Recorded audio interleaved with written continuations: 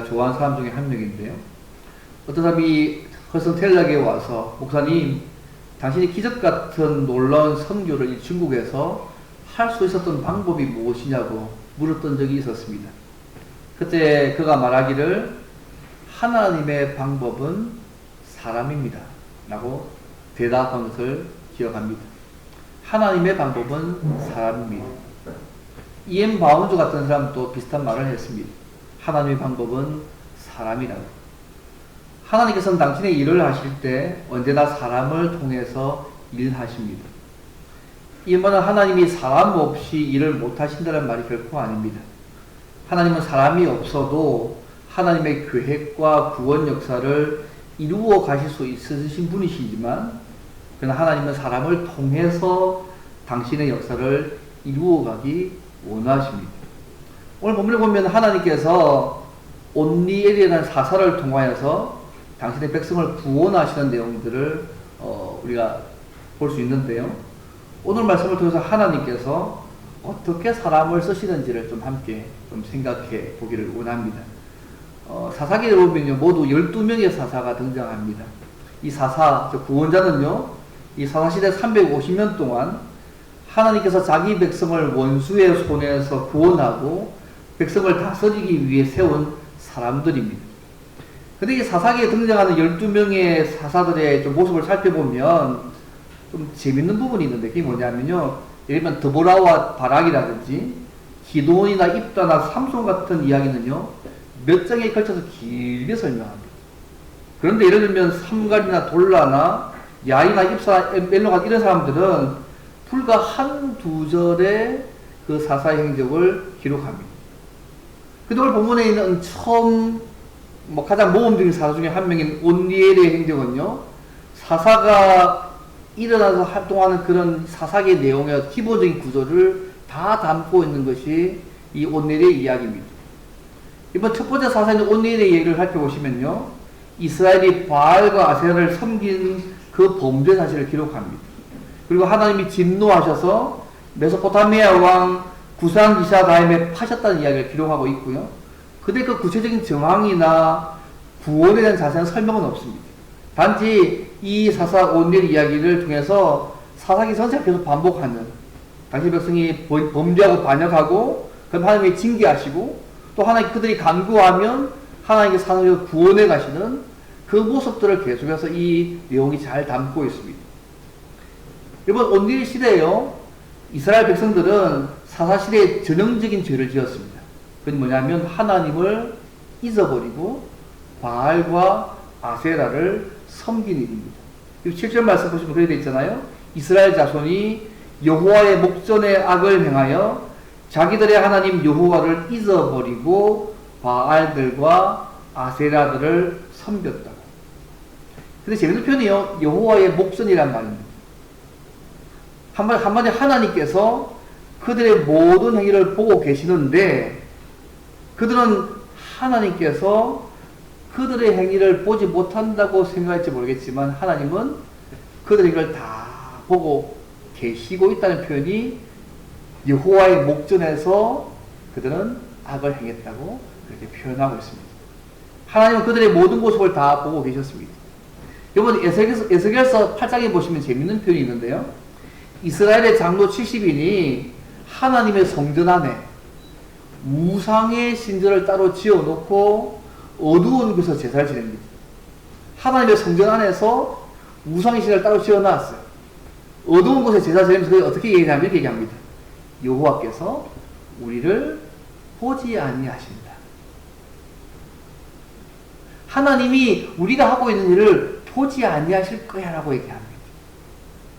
그게 에스겔 8장 12절에 기록되어 있습니다. 그런데 하나님은 당신의 백성의 온 세상의 모든 것을 보고 계시는 분이십니다. 하나님은 하나님의 백성들이요, 하나님과 그분이 하신 일을 기억하며 하나님과 교제하며 제사장 나라로 살아가기를 원하십니다. 그래서 시내사 언약을 출구 19장에 그들이 가나안 땅에 들어가 이미 맺어 놓으셨습니다. 그런데 그들이요, 이 여호와를 잊어버렸습니다. 여러분, 잊어버렸다 이 말이요, 좀 재밌는 표현인데요, 원어에는 잘못 못하는 말입니다. 하나님의 자리에 다른 것을 잘못 놓는 삶을 그들은 살았다는 것입니다. 그래서 그 결과 바알들과 아세라들을 그 이방신들을 섬기며 살게 되었다고 말씀하고 있습니다. 바알과 아세라 지난주에 말씀드렸기에 굳이 설명하지 않겠습니다. 가나안의 대표적인 농경신으로 비와 이슬과 성을 주관하는 신입니다. 그래서 가나안에서 풍요와 잘 살기 위해서는 이 신을 섬겨야 된다고 유혹받는 신입니다. 근데 그들이 하나님을 버리니까요, 잊어버리니까 현실적인 삶에 도움이 되는 풍요롭고 잘 살기 위해서 이 가나안들의 신들을 섬기며 다시 살게 되는 것입니다. 약간 주관이 여담인데요. 우리가 어떻게 하면 하나님을 잊어버리지 않고 살 수 있을까요? 그런 거 생각해 볼 수 있습니까? 어떻게 하면 우리의 삶 가운데 하나님을 잊어버리지 않고 살 수 있는 방법이 뭘까요? 여러분, 하나님이 우리에게 주신 은혜의 방편, 여러분 기억나십니까? 말씀, 기도, 성례. 세례와 성찬을 하나님께서 우리에게 은혜, 하나님의 은혜를 누리는 통로로 주셨습니다. 우리가 그분의 말씀을 읽고 듣고 묵상하면서 그 하나님을 기억할 수 있습니다. 우리가 기도할 때 하나님께서 우리를 만나주시고 그분의 임재를 경험하며 그 하나님을 기억하게 만들어 가십니다. 그리고 우리가 성도하여 세례와 성찬을 통해서 온 교회가 공동체적으로 함께 예수님의 죽으심과 부활을 기념할 때 그 하나님을 기억할 수 있습니다. 물론 찬양 가운데 하나님의 은혜가 있기도 하죠. 근데 여러분, 이 세 가지를 한 번에 다 할 수 있는 것이 뭔지 아세요? 말씀과 기도와 이 성찬이 동시에 한 번에 다 할 수 있는 게 딱 있습니다. 예배입니다. 예배 가운데 말씀이 있고요, 기도가 있고 찬양이 있고, 때로 우리가 자주 하지 않지만 성찬과 세례 성찬이 있습니다. 그래서 예배가 중요합니다. 매주일 예배를 통해서 하나님은요, 당신의 백성들이 하나님과 하나님의 하신 일을 기억하기를 원하십니다. 왜냐하면 우리는 은혜 망각증이 있으니까.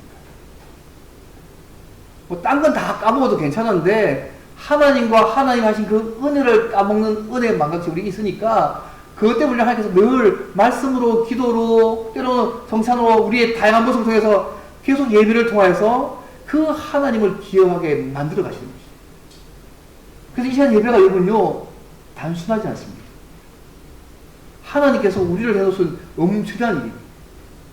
근데 이들이요, 하나님을 잊어버렸습니다. 이 범죄한 이스라엘 백성들을 하나님 어떻게 하십니까? 하나님께서 메소포타미아 왕 구산 리샤라임을 일으켰습니다. 이건 가나안 안에 있는 족속이 아닙니다. 그 나라가 아니고요, 그 가나안 주변에 있는 이방 나라를 택해서 소위 메소포타미아 왕 그를 통해서 구산 리사다임, 이름이 구산인데요, 리사다임이 뭐냐면 두 배로 악한 사람 구산입니다. 두 배로 악한 사람 구산에게 하나님께서 그들을 손에 파셨다. 이스라엘이 8년 동안 그를 섬기게 만들었다고 오늘 본문의 8절에서 그렇게 말씀합니다. 여호와께서 이스라엘에게 진노하사 그들을 메소포타미아 왕 구산 리사임의 손에, 너무너무 두 배로 악한 사람 구산의 손에 파셨으므로 이스라엘 자손이 8년 동안 그들을 섬겼다고 말씀하고 있습니다. 언약 관계에 있는 당신의 백성들이 하나님을 버리고 이방 신들을 섬길 때 하나님께서 주변에 있는 메소포타미아라는 그 나라를 들어서 당신의 백성을 징계하셨습니다.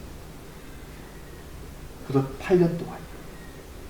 이스라엘 백성이 이 왕 밑에서 워낙 악독한 왕이니까 두 배로 악한 왕 구산입니다. 너무 힘들잖아요. 8년 동안 고통당하다 드디어 비로소 여호와께 부르짖었다고 구절이 말씀합니다. 이스라엘 자손이 여호와께 부르짖네. 8년 동안 고통당하다가 드디어 8년 지나고 나서 여호와께 비로소 부르짖으니까 하나님께 어떻게 합니까? 이스라엘 자손을 위해서 한 구원자를 세워서 그들을 구원하게 하셨는데, 그가 곧 갈렙의 아우 그나스의 아들 온니라고 말씀하고 있습니다. 이것도 굉장히 중요합니다. 비록 당신의 백성이 범죄해서 하나님의 심판과 징계를 받아도 여호와를 찾으면 하나님께서 구원해 주신다는 것을 보여주고 있습니다. 마치 돌아온 탕자를 받는 사랑 많은 아버지처럼 그렇게 하나님이 하고 있습니다. 이번 신명기 4장에 이런 말씀이 있습니다. 그러나 내가 거기서 내 하나님 여호와를 찾게 되리니 만일 마음을 다하고 뜻을 다하여 그를 찾으면 그 다음 말씀이 만나리라. 그 신명기 4장의 말씀처럼 지금 하나님 그렇게 하고 있는 것입니다. 오늘 이것이 초점이 아니고요. 하나님께서 이스라엘 백성들이 회개하고 하나님을 찾을 때 이 사상 중 가장 모범적인 사사가 보이는 온니엘을 세워서 메소포타미아 구산 미사다임을 이기게 하시고 구원하셨습니다. 여러분, 왜 하나님께서 왜 온니엘을 세워서 사사로 선택해서 이스라엘을 구원했을까요? 여러분, 하나님이 도대체 어떤 사람을 쓰실까요? 그것이 오늘 생각해보고 싶은 부분입니다. 거기 두 가지입니다. 첫째는 뭐냐면요, 하나님은 당신 앞에 충성되고 온전히 순종하는 사람을 쓰십니다. 온니엘을 소개하기를 구절에 이렇게 말씀합니다. 갈렙의 아우, 그나스의 아들 온니엘. 물론 온니엘에 따라서 하나님은 힘이시라는 뜻입니다. 온니엘을 소개할 때 보통요, 성경의 인물을 묘사할 때 보통 쓰는 방식이 뭐냐면 누구의 아들 누구라고 얘기하거든요. 그런데 온니엘을 소개할 때는 그나스의 아들 온니엘이라고 말하지 않고요, 그 앞에 갈렙의 아우인 그나스의 아들 온니엘이라고 말씀하고 있습니다. 온니엘을 소개할 때는 아버지 외에 갈렙을 함께 소개하고 있습니다. 여러분, 왜 그랬을까요? 아마도 사람들이 갈렙하면 떠오르는 그런 특징이 있잖아요. 어떤 걸. 그처럼 아마 이 온니엘의 특징이 아마 비슷했기 때문이 아닌가 싶습니다. 이번 여호수아 15장에 보시면 또 사상 1장 11절에 17절부터 15절에 보시면 갈렙이요, 기럇 세벨을 쳐서 그것을 점령하는 자에게 내 딸 악사를 아내로 주라고 얘기했거든요. 그때에 갈렙의 아우 그나스의 아들 온니엘이 그것을 점령함으로 갈렙이 자기 딸 악사를 그에게 아내로 주었다는 말씀이 여호수아 15장도 있고요, 사상 1장에도 나와 있습니다. 사실 온니엘은요, 갈렙의 조카입니다. 근데 온니엘이 갈렙의 제안을 받고 용감하게 기럇세벨 드빌을 정복했습니다. 약속대로 용감한 이 온니엘에게 갈렙의 딸 악사를 주었기 때문에 온니엘은 또 갈렙의 사위이기도 합니다.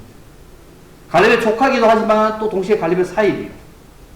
하나님 앞에 믿음과 충성된 자인 갈렙이 온니엘에게 자신의 딸을 주어서 사위로 삼았다는 것, 온니엘이 얼마나 하나님 앞에 충성된 사람이었음을 단적으로 알게 합니다. 온니엘과 갈렙이 너무너무 어떻게 닮았기 때문에 온니엘을 설명하면서 갈렙의 아우인 그나스의 아들 온니엘이라고 소개하고 있다는 것입니다. 여러분, 갈렙이 어떤 사람인지 알고 있지 않습니까? 여호수아와 함께 이스라엘 백성들이 약속의 땅 가나안을 인도하는데 핵심적인 역할을 했던 인물 아닙니까? 그는 하나님께 충성된 사람이었습니다. 여호수아 14장 9절 이렇게 얘기합니다. 내가 내 하나님 여호와께 충성하였은즉, 갈렙 보고요, 내 발로 받는 땅을 영원히 너와 내 자손이 기업이 되게 하시겠다고 하나님께서 이 갈렙을 평가할 때 네가 내 하나님 여호와께 충성하였다고 여호수아 14장 9절 평가합니다. 갈렙은 헤브론을 점령했지 않습니까? 나이가 85세가 되어서 한결같이 하나님께 충성했습니다. 그의 인생의 목표는 하나님께서 약속하시고 보여주신 약속의 땅에 대한 그 비전들을 가지고 삶을 살았지 않습니까? 신명기 1장 36절에 이렇게 되어 있습니다. 오직 여분의 아들 갈렙은 온전히 여호와께 순종하였습니다. 그건 그것을 볼 것이요 그가 밟은 땅을 내가 그와 그 자손에게 주리라. 여호수아서는 하나님 여호와께 충성된 사람이 갈렙이었다면, 신명기에서는 그가 온전히 여호와께 순종한 사람으로 갈렙을 평가합니다. 여호와께 충성했고 온전히 하나님 말씀에 온전히 순종했던 인물이 갈렙이었습니다. 근데 이 온넬이요, 이 갈렙과 함께 그 약속의 땅을 찾기 위해서 함께 싸웠습니다. 죽음의 고비도 함께 넘겼을 것이고요. 갈렙이 추구했던 하나님 앞에 충성되고 온전히 순종한 삶을 사는 그 모습을 함께 품었던 인물이 온넬이었습니다. 그래서 온넬을 소개할 때에 그의 영향력을 미쳤던 갈렙을 넣습니다. 갈렙의 아우인 그나스의 아들이라고 소개하면서 온넬이 갈렙의 영적 유산을 이어받고 하나님 앞에 충성되고 온전히 순종한 사람이었다는 것을 지금 나타내고 있습니다. 하나님은요, 일반적으로는 하나님께 충성되고 그분의 말씀을 온전히 순종하는 사람들을 사용하십니다. 제가 몇 번 말씀드린 얘기가 있는데, 예전에 무디 목사님이 자기 동역자하고 제자였던 토레이 목사님과 함께 시카고 높은 빌딩 위에 올라갔을 때, 제가 몇 번 얘기했지 않습니까? 무디 목사님이 아래를 쭉 내다보시면서, 이렇게 토레이, 하나님께서 여기를 뛰어내리라 하시면 난 뛰어내릴 수 있을 것 같네. 근데 어처구니 없는 이야기를 했습니다. 지금 어처구니 없는 얘기잖아요? 시카고 높은 빌딩 위에서 하나님 이곳에 나를 뛰어내려고 하면 나는 뛰어낼 수 있을 것 같다고. 그게 무디 목사가 했던 얘기입니다. 진짜 얼토당토한 얘기인데요. 그의 마음이 느끼지 않습니까? 얼마나 하나님 앞에 순종의 사람이었는지를 보게 하는 단목 아니겠습니까? 사랑하는 여러분, 하나님이 어떤 사람을 쓰신다고 생각하십니까? 하나님 일반적으로 하나님께 충성되고 온전히 순종하는 사람들을 사용하십니다. 물론 반대의 사람도 쓰실 수 있습니다. 근데 하나님께 충성된 사람은 하나님만을 주인으로 섬기며 하나님이 맡기신 일이라면 그것이 작은 일이든 큰 일이든 감당하며 사는 사람이 하나님께 충성된 사람입니다. 여러분, 성경 인물들의 공통점을 보시면요, 어떤 면에서 순종의 사람이었습니다. 하나님께 순종하지 않아서 하나님께 쓰임받지 못하는 삶이 되지 않도록 조심할 필요가 있습니다. 순종하게 만드는 환경을 만들어서라도 순종해서 그분의 일들을 이루어가게 만들어 가시지 않습니다. 그래서 하나님께 충성되고 온전히 순종함으로 날마다 하나님께 쓰임받는 저와 여러분 되기를 바랍니다. 이게 첫 번째입니다. 하나님께 첫 번째, 온전히 첫 번째 모습이고요. 두 번째는 뭐냐면 하나님께 충성되고 온전히 순종한 온넬이 사사로 쓰임받게 된 또 다른 이유가 있습니다. 이게 더 중요합니다. 하나님은 성령의 능력에 붙들린 성령의 사람을 쓰십니다. 이번 사사기 기자가요, 온넬이 용맹하다, 어떻게 보면 능력 때문에 하나님이 쓰셨다고 말씀하지 않습니다. 그의 재능이 탁월했고 전략이 뛰어난 전투력 때문에 이겼다고 말하고 있지도 않습니다. 성경이 이렇게 얘기합니다. 10절 말씀에 여호와의 영이 그에게 임하셨으므로 메소포타미아 왕 부산 리사다임을 온넬의 손에 붙이셨다. 그래서 그가 이겼다고 말씀하고 있음을 주의 볼 필요가 있습니다. 온넬이 사사로서 하나님께 쓰임받게 된 이유를요, 10절 말씀에 여호와의 영이, 성령의 능력이 그에게 임했기 때문입니다. 이번 사사기를 보시면 사사들의 공통점이 뭐냐면 그들은 보통 사람이었지만, 때로는 부족한 사람이었지만 하나님의 신이 임했을 때에 하나님의 쓰임받는 도구로 이스라엘을 승리로 이끌었다는 것을 계속 말씀하고 있습니다. 하나님은요, 하나님의 뜻에 순종하는 사람들에게 성령 하나님을 주십니다.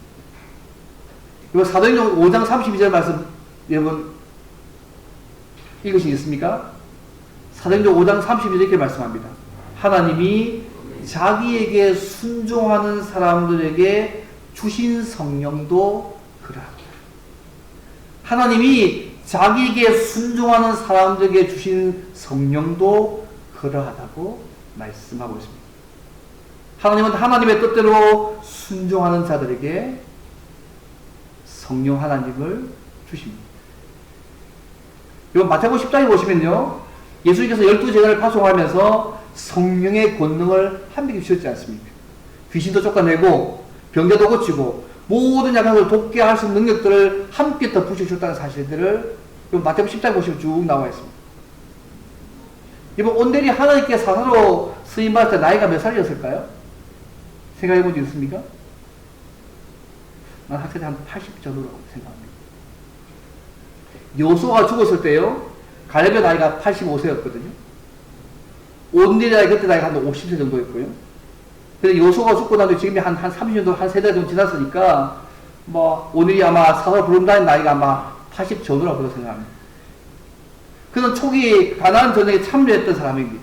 당시에 이스라엘 젊고 용명이 있었던 용사도 많이 있었을 것인데, 그날 하나님께서 이 늙은 노인을 사사로 부르시고 성령을 부으셔서 이 전쟁을 치르게 하십니다. 이번 가나안 땅에서의 전쟁은요, 무기의 힘이나 전략과 전술 이전에 하나님의 전쟁입니다. 그는 하나님이 도우셔야지만 할 수 있는 이길 수 있는 승리입니다. 왜냐하면 전쟁은 하나님의 손에 달려있지 않습니까? 근데 이 세대가요, 이 영적인 전쟁을 알지 못하기 때문에 하나님이 노인 온리를 쓰셔서 그에게 성령을 임하게 만드셔서 이 전쟁에서 이 싸움이 무기의 문제도 아니고 전술의 문제도 아니고 하나님의 손에 달려있다는 것을 그들에게 가르치시고 계십니다. 온리요, 노인 온리엘이 성령의 손에 붙들려서 더 잔인했던, 악독했던 그 메소포타미아 왕 손에서 다시 백성을 구원해내고 승리한 도구로 사용되어졌습니다. 그 결과 40년 동안 이 이스라엘의 평화가 유지된다고 오늘 11절 말씀에 그 땅이 평온한 지 40년에 그나세 아들 온넬이 죽었다. 고통은 8년인데요. 하나님이 40년 동안 평화를 주셨습니다. 물론 그 이후의 삶은 또다시 반복되어지지만 이번 그 강원도 어디죠? 그 예수원에 한번 가보셨, 예수원에 가보시겠습니까? 저는 그 황지가 저희 작은아버님 댁이라서 지금 안 사시면 갈 때마다 한 번씩 가본 적이 있는데요. 그 예수원에 사역했던 고 제턴적 신부가 성공의 신부잖아요. 근데 그분 할아버지가 알레이 토레이라는 목사님인데요. 그분 글에 늘 이렇게 성령 충만의 가족 늘 강조하는 글을 많이 읽습니다. 그럼 이렇게 얘기합니다. 나는 아침에 일어나면 성령 충만을 위해서 늘 기도한다. 하나님, 성령 충만하게 도와주십시오. 왜냐하면 성령 충만하지 않으면 오늘 하루 나는 너무도 쉽게 흔들 수 있는 사람이기 때문입니다. 또 이렇게 고백합니다. 하나님, 제가 성령 충만하고 느끼지 못할 때 함부로 말하지 않도록 도와주십시오. 성령 충만하지 않을 때 말하면 실언이 되기 쉽고 사람들에게 상처를 주기 쉽기 때문입니다. 하나님, 제가 성령 충만하지 않을 때 제 인생의 중요한 결정을 하지 않도록 도와주십시오. 성령 충만하지 않으면 저의 결정은 잘못될 가능성이 항상 있기 때문입니다. 알레이 토레이 목사님은요, 대전 신부의 할아버지 이분은요, 늘 성령 충만을 사모했습니다. 그러니까 신자의 삶이 뭔가를 아셨던 거 알겠어요? 성령 하나님 나를 붙으시고 성령으로 온전히 지배되는 삶이 아니면 하나님께서 원하시는 삶을 살 수 없다고 생각했기 때문에 그가 이게 기도한 거 아니겠습니까? 나는 성령 하나님과 그분의 능력으로 충만하지 않으면 비단 이 아래 토라의 목사만의 문제겠습니까? 오늘 저희도 똑같지 않습니다. 사랑하는 여러분, 세상은 제조와 능력 있는 사람들이 많습니다. 그러나 그들이 다 하나님께 쓰임을 받는 것은 아닙니다. 하나님께 쓰임을 받으려면 무엇보다도 오늘 말씀에 하나님의 뜻의 말씀에 순종할 준비가 되어 있어야 합니다. 그리고 하나님은 순종할 준비가 되어 있는 자에게 엄청난 성령의 능력을 부어주십니다. 물론 온게는 경험과 용기가 있는 용사였습니다. 그가 뛰어난 용사였기 때문에 구산 미사 다임을 이겼다고 성경이 말하지 않습니다. 여호와의 신이 그에게 임했기 때문에 하나님의 쓰임받아서 승리했다고 말하고 있음을 잊지 않으시면 좋겠습니다. 우리가 하나님의 쓰임을 받기 원한다면 날마다 성령 하나님의 도우심과 능력을 구하시기를 바랍니다. 오늘 하나님은 성령의 사람을 쓰십니다. 우리가 예수를 구주로 믿는 그 순간에 이게 성령 하나님 우리 안에 눌러져 살고 계십니다. 우리 결국 떠나지 않습니다. 다만 이 성령께서 우리의 삶에 충만하게 되셔서 그분께서 온전히 우리의 삶을 이끌어 가시도록 만든 충만이 우리에게 필요합니다. 날마다 성령 하나님의 도우심과 성령의 능력으로 충만하셔서 주의 뜻을 이루어가는 저와 여러분이 되면 좋겠습니다. 그럼 근본적으로 왜 하나님께서요 이 범죄한 이스라엘을 징계하시고 그들이 부르짖을 때 왜 사사 온리를 통해서 그들을 구원하셨을까요? 하나님은요 이 이스라엘 백성들이 출애굽기 19장에 나오는 시내산 언약의 말씀처럼 하나님과 교제하며 이 세상에서 제사장 나라 역할을 잘 감당해서 온 세상을 회복하는 통로로 사용하기를 원하셨습니다. 이스라엘이 하나님과 바른 관계만 가지고 있었다면 그들은 하나님은 변함없이 그들을 하나님의 가장 소중한 존재로 제사장 나라로 여기시고 하나님의 사랑을 쏟아 부어 주실 것이었습니다. 출애굽기 19장 5절 6절 여러분 말씀 아십니까? 이 시내산 언약의 내용인데요. 이렇게 되어 있으면 세계가 다 내게 속하였나니 너희가 내 말을 잘 듣고 내 언약을 지키며 너희는 모든 민족 중에서 내 소유, 내 보물이 되겠고 너희가 내게 대하여 제사장 나라가 되며 거룩한 백성이 되리라. 이 말을 이스라엘 자손들에게 전할지니라. 신약의 성령 우리를요 왕같은 제사장하고 거룩한 나라 부르셔서 그분의 아름다운 덕을 선전한 위치를 삼으지 않습니다. 그러나 이스라엘 백성은 그렇게 살지 못했습니다. 그들은 불충했습니다. 하나님 앞에. 하지만 하나님은 그들이 부르짖었을 때 첫 사사 온전을 보내셔서 약속의 신이시하셔서 은혜를 베풀어 가시는 하나님의 모습을 보여주고 있습니다. 저는 이것이 위로가 생각합니다. 우리가 연약해 넘어지고 죄짓고 하지만 다시 한번 강구할 때 하나님께서 다시 긍휼히 여기셔서 또 할 수 있는 기회를 주시는 거 아니겠습니까? 회복시켜서 그 다음 단계가 뭐냐면 우리의 그 사명의 삶들을 살게 하는 그 목적 아니겠습니까? 근데 그들은요 사사가 살아있을 동안만 하고 또 반복합니다. 하나님 얻는 단지 40년간의 평안이 아니고 그들이 그 평안의 기간 동안에 시내산 언약에 했던 그 내용처럼 제사장 나라로 온 세상을 죽기로 돌아오게 만드는 통로의 삶을 살기를 원하셨는데 그렇게 살지 못했습니다. 하나님이 그들을 다루실 때 하나님은요 온 세상을 통치하는 분임을 보여주고 있지 않습니까? 당신의 백성이 범죄할 때에 주변국인 메소포타미아의 왕을 들어서 징계의 수단으로 사용하셨습니다. 그러나 그들이 하나님 바라보고 구할 때에 온리라는 사사를 세우셔서 다시 하나님께서 그들을 이기시기 만드는 당신의 백성을 중심으로 온 세상을 이끌어 가시는 하나님의 모습을 보여주고 있습니다.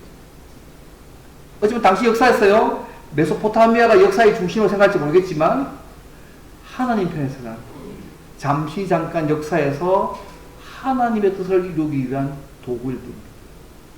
오늘도 하나님은요 당신의 백성을 중심으로 당신의 애들을 이 역사를 이끌어 가시는 분이십니다. 여기 인정하십니까? 주님의 재림을 향해서 온 역사가 방향하고 있습니다. 얘네 어떤 일이 벌어진다 할지라도 하나님은 이 일들을 위해서 쭉 가고 계십니다. 당신의 일들을 이루시기 위해서 이 온 세상의 역사를 사용하실 것이고요. 그 안에 당신의 백성을 통하여서 그 일들을 계속 이루어 나가실 것입니다. 사랑하는 성도 여러분, 이스라엘 백성이 사사 온전히 죽고 난 이후에 다시 여호와의 목전에 악을 행했다고 11절에서 말씀했다는 것을 잊지 않으시면 좋겠습니다. 사사들이 살아있을 동안만 일시적인 평화를 꼴랑 40년만 누렸습니다. 우리에게 위로가 있습니다. 우리에게는 완전하고 영원히 죽지 않는 사사이신 예수님이 계십니다. 우리는 영원한 완전한 사사이신 예수님을 통해서 죄와 사탄의 권세로부터 구원받아서 영원한 평화를 받은 자들입니다. 날마다 영원한 천국을 사모하고 바라보면서 늘 하나님과 교제함을 누리고 사는 자들입니다. 물론 우리가 이 땅에 살 동안에 내가 연약해서 넘어지기도 하고 예수님 안에서 범죄해서 하나님의 징계를 받을 수도 있습니다. 그러나 성령 하나님이 도와주시면 성령 하나님의 도우심으로 우리가 항상 하나님의 은혜를 기억할 수 있고요. 사랑으로 주의 말씀을 지키는 삶들을 살 수 있다는 것을 잊지 않으시면 좋겠습니다. 여러분, 이 세상은 망할 세상이 아닙니다. 여러분. 예수님과 복음으로 회복될 세상이고요. 회복될 사람들이 있는 곳입니다. 거기서 하나님은 우리를 예수 믿는 사람들 주셔서 교회를 주셔서 하나님의 도구로 왕같은 제사장으로 그리고 나라로 사용되기를 원하시는 분이십니다. 특히 이 추석 명절에 친지 가족과 기쁨을 많이 누리십시오. 좋은 시간 보내십시오. 동시에 복음으로 예수님으로 하나님과 평화의 관계를 누리게 만드는 화목하게 하는 사역을 잘 감당하셔서 온 가족과 친지들이 예수님 안에서 하나가 되는 복된 추석 명절이 좋겠습니다. 아마 많이 기도하고 계실 겁니다. 이분만 기도하는 것이 아니고 계속 기도하고 하나님의 도우심을 구하시고 계실 건데 이 명절이 그때가 되면 좋겠습니다.